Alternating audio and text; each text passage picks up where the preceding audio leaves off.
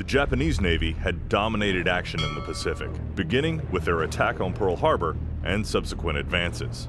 Admiral Yamamoto felt he had to draw the American aircraft carriers into the decisive battle. His choice for a battleground was the American base at Midway Atoll.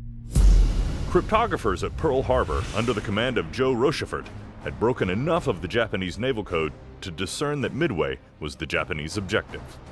As the sky brightened on the morning of 4 June 1942, Japanese aircraft were sighted by a patrolling PBY and soon confirmed by radar. The message: many planes heading Midway. Taking off from the runways of Midway were Marine Corps pilots in Brewster Buffaloes and Wildcats to defend the atoll. These planes and their valiant pilots were no match for the Japanese Zeros escorting the bombers headed for Midway.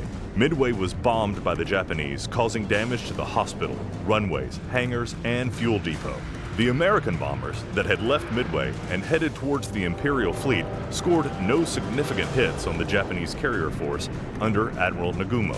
But the continued attacks by U.S. Navy, Marine Corps, and Army Air Force planes arriving at different times sowed confusion among the Japanese commanders and disarray in the battle formation. Rear Admiral Frank Fletcher and Admiral Raymond Spruance launched their air groups. The fighters, dive bombers, and torpedo planes from the American carriers flew towards the enemy, while one U.S. submarine found the Japanese fleet and engaged. Enterprise Air Group Commander Lieutenant Commander Wade McCluskey sighted Arashi through a break in the clouds. Arashi's wake led McCluskey to the Japanese carrier force and the 10 minutes that wrote a page in our naval history. Dive bombers from Yorktown and Enterprise arrived simultaneously over the enemy carriers.